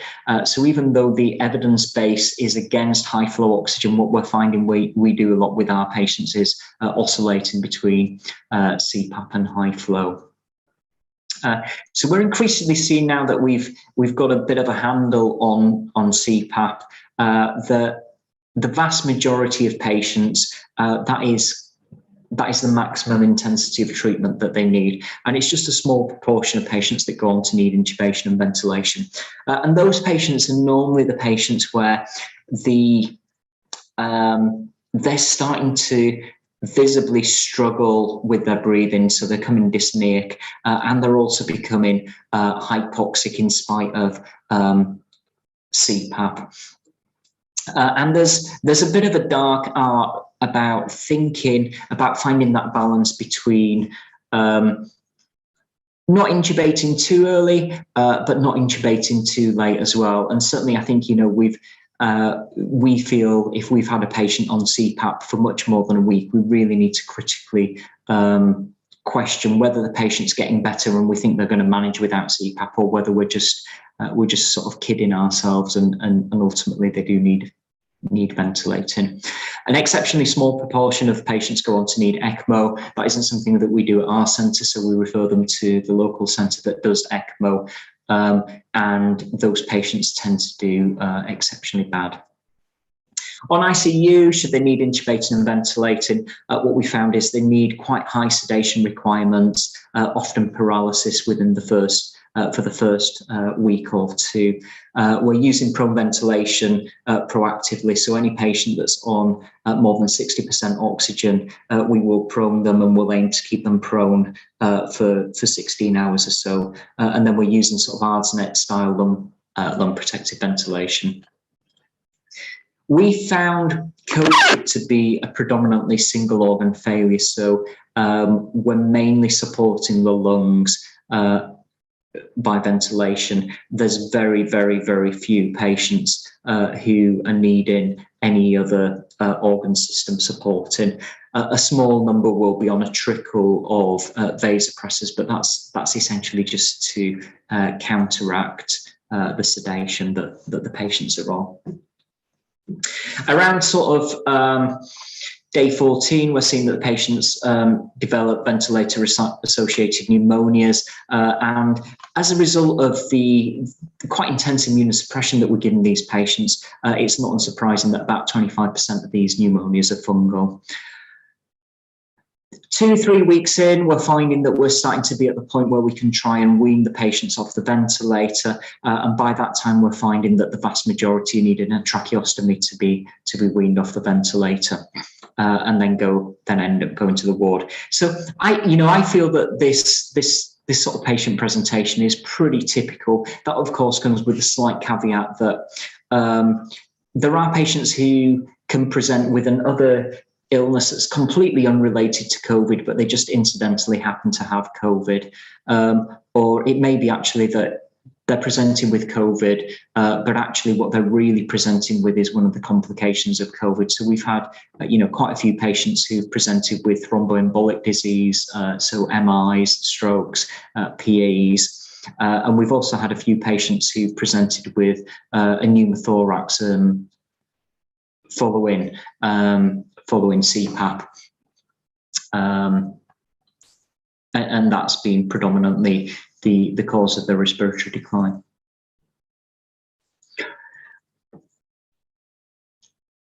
We're quite careful when we assess patients to really think about whether we've got anything that we can offer to benefit patients. So as a rule of thumb, if you end up ventilated in the UK, the survival rate's about 50%. If you want to be a little bit more clever, the mortality rate is approximately your age. So a 70-year-old patient, if they get to the point of needing to be ventilated in the UK, their mortality rate is about 70%.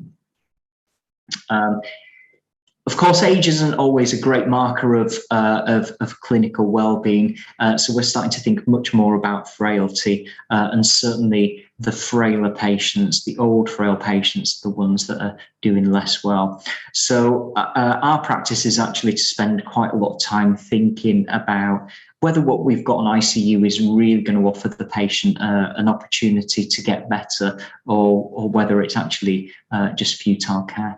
And I think it's important whenever you sort of think about this selection process that's going on, just to sort of briefly mention what we're talking about here is thinking about, are we doing the best thing for the patient? We're not talking about rationing healthcare, but we're talking about, are we offering the best thing for the patient? So the proven treatments that we strongly rely on. So Neela's talked a lot about oxygen therapy. The UK guidance now is and this is an evidence-based guidance, is to consider Cpap when patients are on more than 40% oxygen.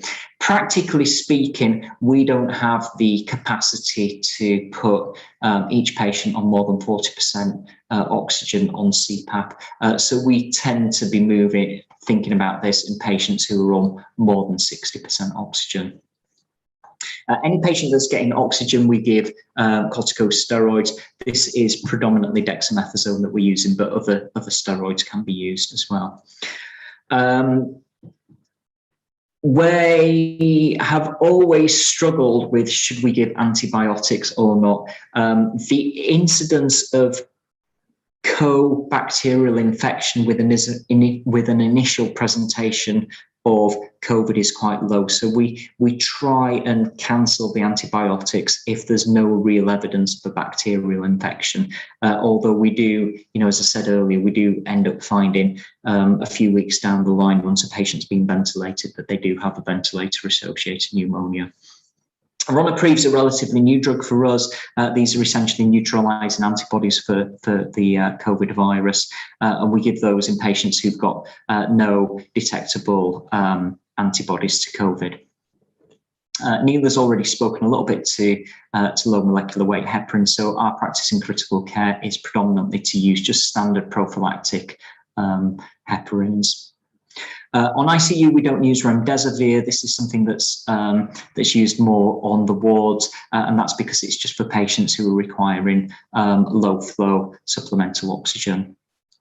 And then the IL-6 inhibitors, we are starting to use, well, we've been using quite a lot for the last year, really. Often they'll be started when the patient's on a medical ward, but if a patient comes to us, we will definitely ensure that a dose of either tocilizumab or saraluzumab are being given.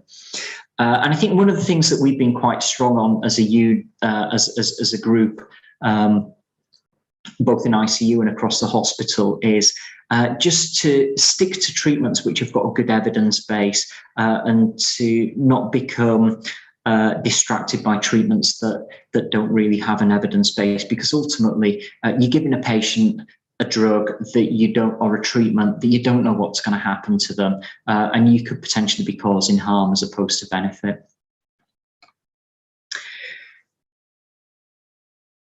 One of the things I've been really thankful for is, not so much what my medical team's been doing, but actually what the nurses and the cleaners and the physiotherapists have been doing around us, just getting the basics right. And, I genuinely believe that keeping the unit clean, keeping the patients rolled, and delivering the basic nursing care is as important, if not more important, than a lot of what we're doing on a medical side. And in addition, on the medical side, in addition to sort of some of the specific COVID treatments we've just talked about, the mortality benefits have been on ICU have been demonstrated time and time again. Actually, it's less about the specific treatments normally. It's more about good housekeeping. So careful fluid management, consistent VTE prophylaxis, thinking about bowel management, ensuring that you're feeding the patient. So I've already alluded to the fact that I've increasingly become a manager as opposed to a clinician over the last few years. And, I think very much about patient pathways, and I think COVID patients fit very nicely onto a patient pathway. So this was the Ebola patient pathway that we were working around when I was doing Ebola trials in Ebola treatment centres. And again, essentially these Ebola treatment centres were hospitals designed just to treat one disease. And as such, they had a really clear treatment pathway. They triaged the patients. The patients were then kept in a suspect area. When it was confirmed, they went into the confirmed area.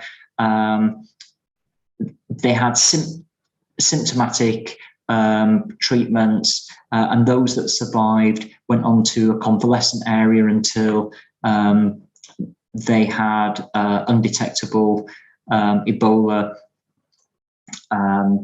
DNA system, and then they were ultimately discharged. And I suppose that earlier experience I'd had with Ebola really helped me think about quite clearly that we needed a really streamlined patient pathway for these patients.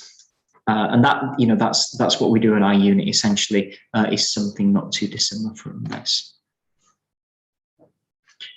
We've spoken a little bit about PPE in the first talk with Debbie, and I think initially, and even now, to be honest, PPE seemed to be the sort of very exciting part of management of COVID. Wearing the special masks and the face protection and the full body suits. But actually, what we really need to think about is wider the wider aspect of how we reduce transmission of this disease to visitors, to hospital workers and to other patients. And while PPE is part of the solution, that's probably one of the least effective solutions, and thinking about the other aspects of care are actually more important. So, things that we do at Stockport is we try and really limit the number of visitors that are coming into the hospital now, visitors to see patients, but also visitors to outpatients departments. So we're physically trying to remove that opportunity of people who don't have COVID interacting with those that do have COVID. And then some of the other controls, just thinking about how we run the unit, how many people we have in the restrooms. Early on, I was really concerned that the coffee room on ICU would become a hotspot for COVID transmission. So just trying to limit the number of people in there, and trying to just think about what was happening across the whole system to reduce the chance that we were going to have transmission of COVID. And as we've already alluded to, why is this important? Well, if our workforce becomes sick, they can't work. In the early days, there was a lot of fear around COVID. That has subsided now. Now that we've got a better understanding of it, but there is still there to a certain extent. And then certainly for the frailer patients that we have elsewhere in the hospital, that should they catch COVID, there is a much higher chance that they won't survive. I've already slightly alluded to this before, but I think one of the things that we were really careful to do is just to avoid impractical ideas. So this is this picture here is from a journal article in anesthesia, and it was talking about using various drapes, surgical drapes, to try and protect the intubator from any aerosol while they were intubating. And ultimately, it's this really, really, really complicated setup, which is going to just waste time and energy, because it's not a scalable idea. It's not something that you can really offer. And that would be one thing that I'd really encourage you to do is, sort of as you're thinking about how you're developing your system to look after these patients, are you doing things that are impractical? It might sound an interesting idea when someone talks to you about it, but is it really scalable, or is it just something that's not really offering any particular added benefit, but takes a lot of time and energy?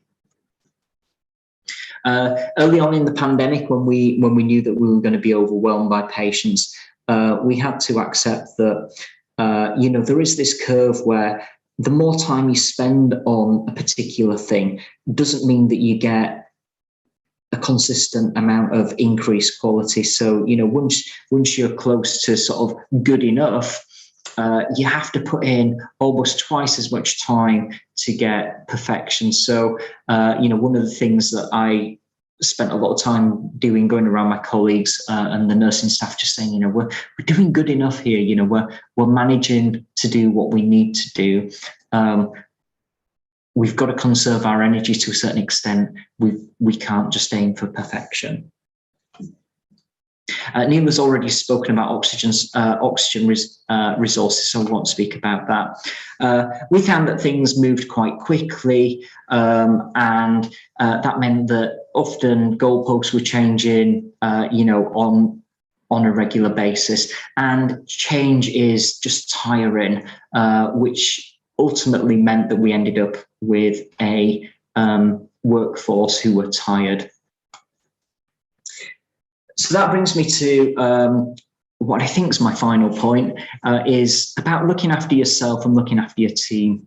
I suspect the majority of people on this call are people who carry some responsibility for other people, and that there are things that you can do as a boss that can look after your team. There's some of the formal things that we had available to us. So we had counsellors and occupational health that we could refer people to if they were struggling. I tried to sort of operate an open door policy where people could come in and have a chat about things if they needed to. I made a conscious effort to really thank people for the hard works that they were doing, trying to recognise that what they were doing was very much above and beyond what they were normally expected to do. And I think it was my responsibility as one of the bosses on the unit to have quite a clear plan of how we were going to manage things. So that's something that I could do as a manager, as part of the healthcare system. But one of the things that, we're all carry some degree of managerial responsibilities, we're also people ourselves, and there's things that you can do to look after yourself as well. So trying to frame things in a positive way, think about doing things and behaviors that are going to improve how you feel about yourself. For me, that's particularly about eating the right thing and getting enough exercise, and just thinking about what sort of things is it that you do that kind of fills you up or refreshes you. So that was very much a whistle-stop tour of what we've tried to do over the last 2 years. I very much appreciate that this is what we've done in Stockport, which will be different in some senses in terms of what the context that you are working in Mauritius, but hopefully there are some transferable messages there.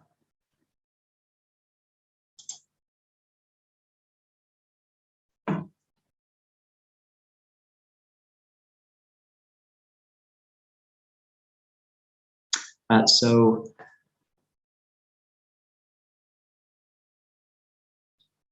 I'm happy to take questions. I can see a few that have come up here already.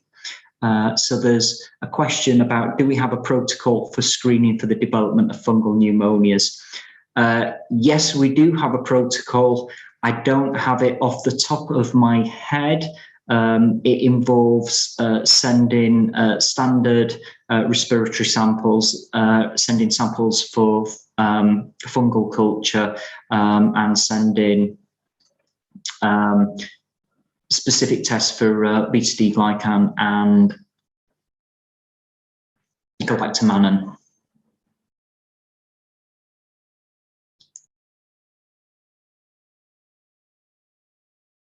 I can send the protocol that we've got to Eshan to distribute, but I don't have it just to hand at the moment.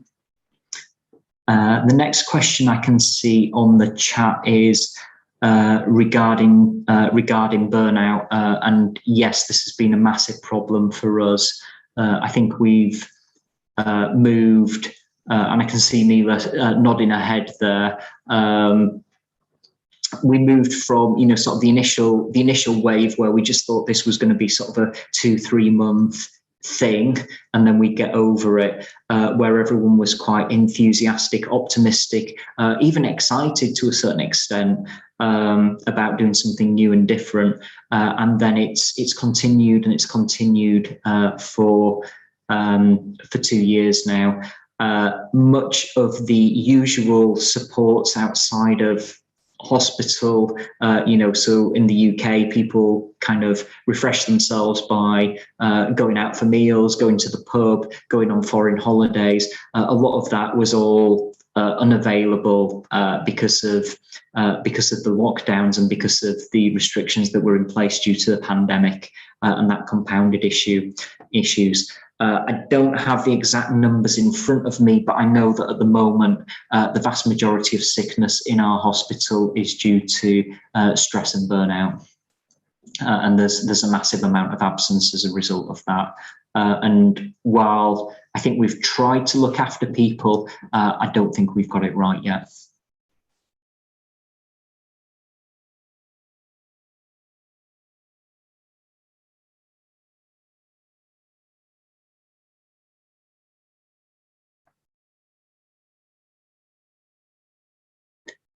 Eshan, have you got any more questions coming through?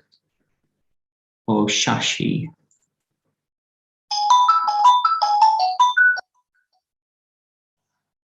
Hi, Eshan.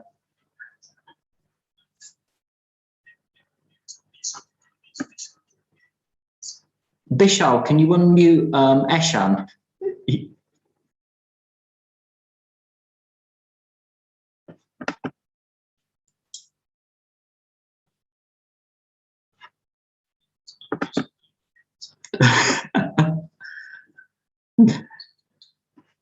Vishal, are you able to unmute Eshan? He's just given me a call at the moment to say that he's unable to speak.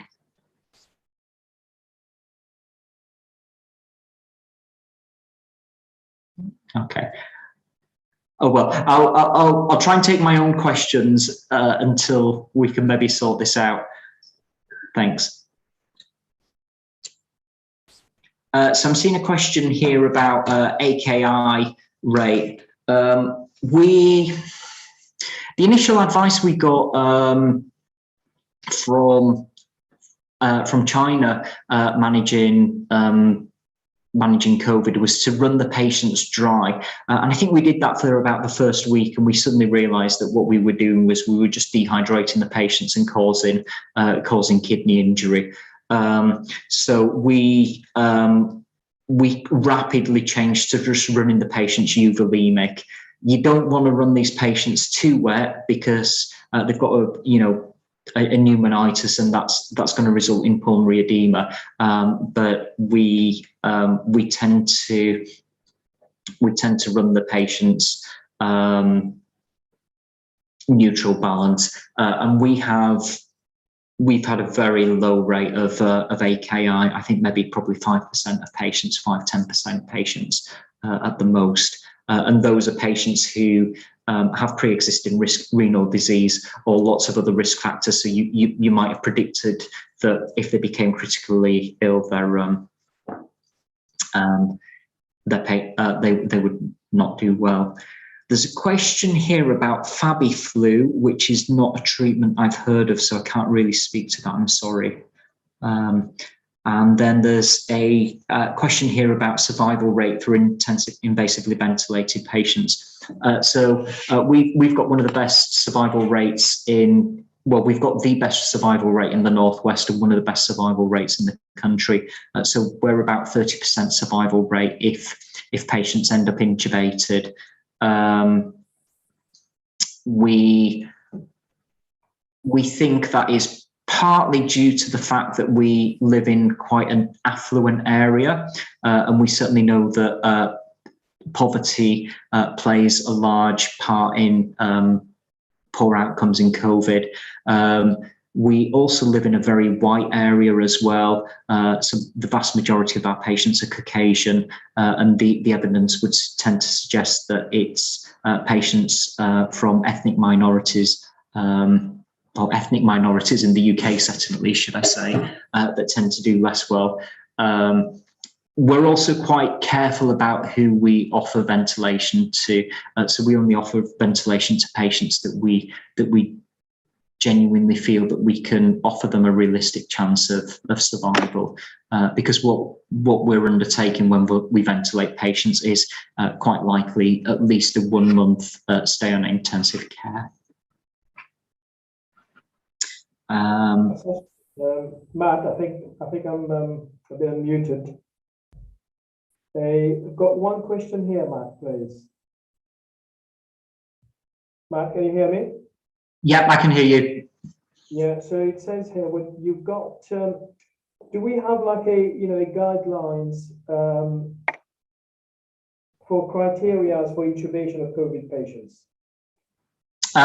So we don't have a specific guideline for intubation of COVID patients.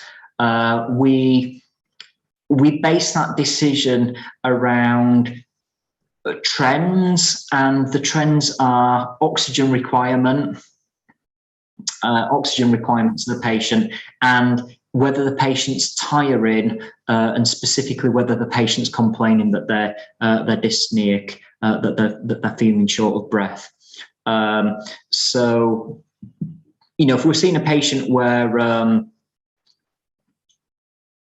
their oxygen requirements are rapidly going up, where they're struggling to breathe, then that's a clear marker that they're going to end up needing intubating. The patients, because it's sort of such a slow deterioration, we see the difficult decisions are often around patients who they've been on Cpap for a week or so, and Cpap for much more than a week doesn't seem to be great.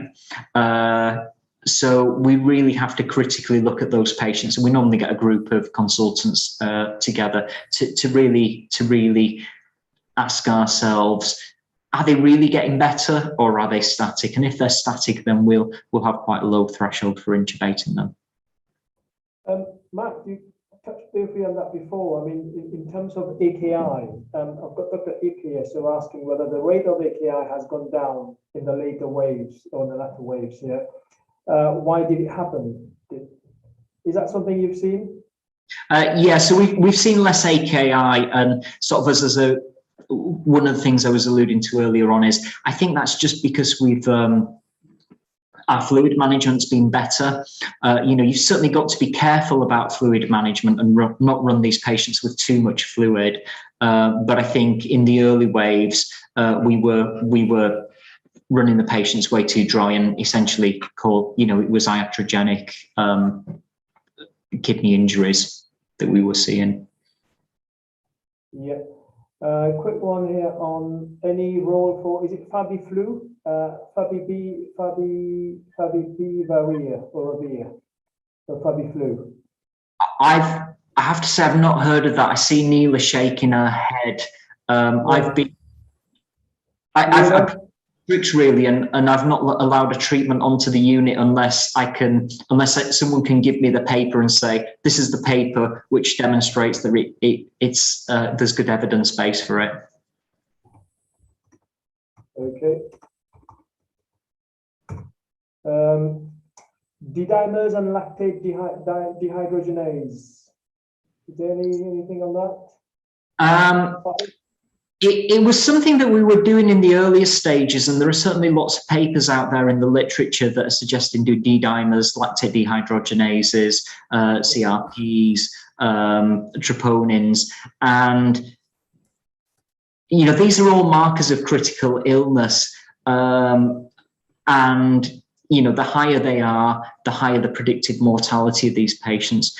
Our feeling was locally, it didn't really add all that much because we were able to look at the patients clinically and say, yeah, they're not doing really well. We can see that from the x-ray. We can see that from listening to the lungs. We can see that from how we're having to ventilate them.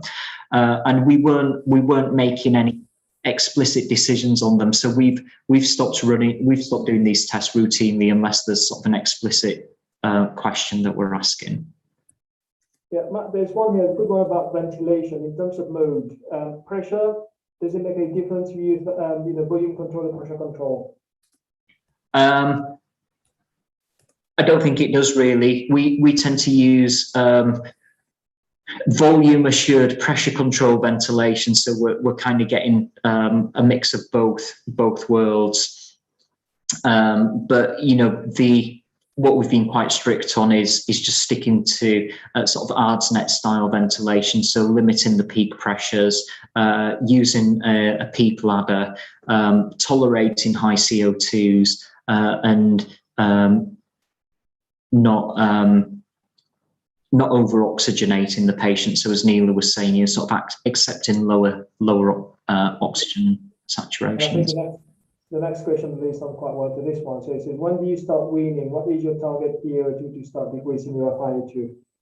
Okay, so we start actively trying to wean patients once they're down to about 50% oxygen.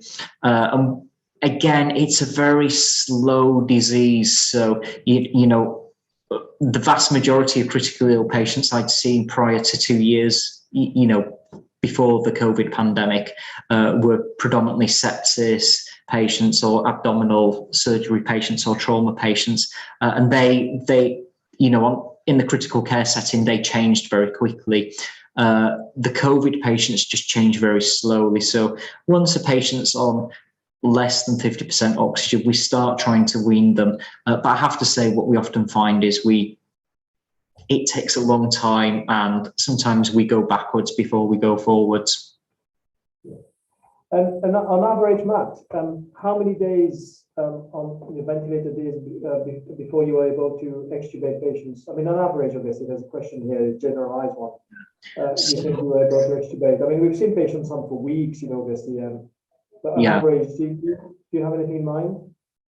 So there's very few patients that you intubate and you can extubate them within a few days. And I think, you know, the 1 or 2 patients where we've extubated them within a day or so, essentially, we probably shouldn't have intubated them in retrospect. There's a group of patients where you can sort of extubate around day 7 to day 10 of being intubated, and they extubate quite nicely, sort of more in line with how you'd expect a standard ICU patient to manage. And I'd say we see that probably in about 50% of those that we intubate, and then the other 50% we're looking at sort of months. 1 month to 2 months of being on a ventilator and slowly weaning them. So it's a really slow process, you know. And from a management side, well, we've not had massive numbers of patients at any one time, you know. So I was expecting potentially having to look after 100 patients. You know, we've only ever hit that 25 mark. What's really killed us is the fact that the patients stay so long. You know, so one COVID patient staying 2 months is a massive drain on our bed availability for other things. Yeah, great, thanks. Maybe we'll take 3 more questions now. So any place for the use of ulinastatin to decrease cytokine storm? Just one for Neela, for example.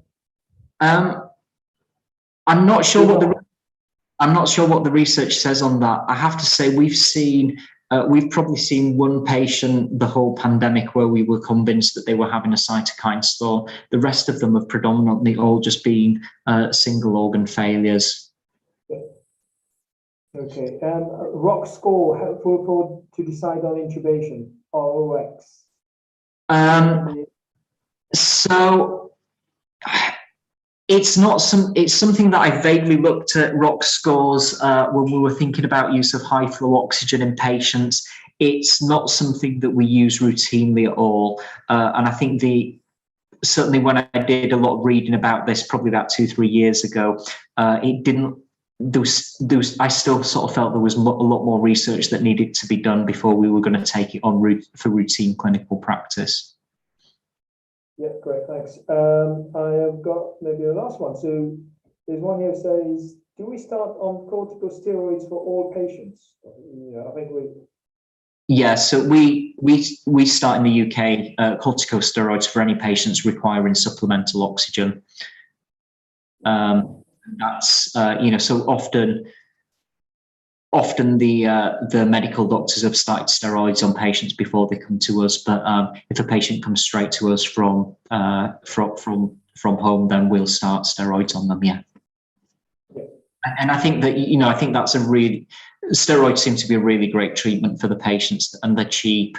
You know, the only downside is those ventilator-associated pneumonias and fungal pneumonias that we're seeing a few weeks down the line. So I see Neela's put, I think Neela's still muted, but I see she's put a comment on Fabiflu, which is a neuraminidase inhibitor. It's virucidal for influenza virus, and it says here SARS-CoV does not have N receptors, which I suspect means it won't work. And the steroids is usually for 10 days, is it, Matt? Yeah, so we're using, for the ICU patients, we're using steroids for 10 days. I think Neela will correct me, but I think if they come off oxygen within that 10-day period, you can stop them. That answers the next question, which is all till patients still intubated. Okay, fine. I think we don't have any more questions on this side for me to read out. I can't see any more coming, but I think on that we'll put a close to the meeting. Well, thank you all on the other side in Mauritius, for attending and contributing obviously to the meeting. Happy to help to provide whatever assistance we can from this side from this part of the world. So I also would like to thank the president of the Association of Anesthesiologists of Mauritius, Dr. Gobin, for facilitating this. And on this side, obviously, a big thank you to my colleagues, all of them who've been here today, and to the organizer, Shashidara and Vishal in India, for managing the session. So we'd be happy again to repeat similar things in the future, but it depends on you guys, what you need. We can tailor the session for your needs. I think somebody's asked whether the session has been recorded. I think it's been recorded. So I'll check whether we can make it available for you guys to for those who joined late for whatever reason, whether they can access it later on. So I'll check on that. And I also have a couple of documents produced by our ICU team here, Matt himself, part of it.